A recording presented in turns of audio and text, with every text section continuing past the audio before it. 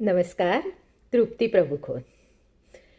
गेले वर्ष महाराष्ट्राच्या राजकारणात अनेक उलथापालथी घेऊन आलं, पण या सगळ्यात सतत चर्चेत राहिलेलं नाव म्हणजे श्रीयुत देवेंद्र फडणवीस. त्यांच्या प्रत्येक निर्णयाने, प्रत्येक हालचालीने राज्याचं लक्ष वेधून घेतलं. विकासम काम, पायाभूत सुविधा, गुंतवणूक, कायदा सुव्यवस्था सर्व क्षेत्रात त्यांनी सक्रिय भूमिका निभावली.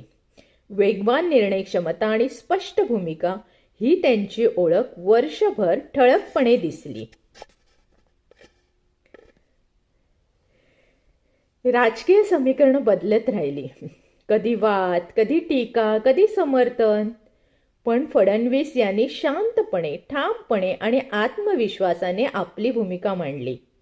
समर्थकांनी त्यांना विकासाचा चेहरा म्हटलं, तर विरोधकांनाही त्यांच्या प्रभावाकडे दुर्लक्ष करू शकले नाहीत.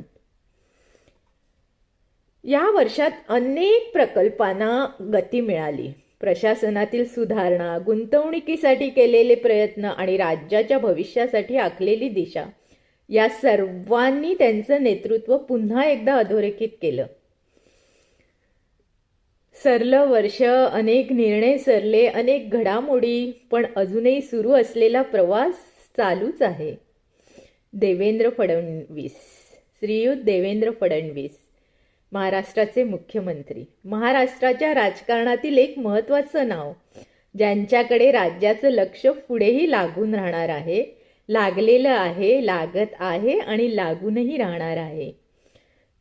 माझा त्यांना तीव्र अभिवादन. श्रीयुत नरेंद्र फडणवीस, महाराष्ट्राचे लाडकं दैवत. धन्यवाद.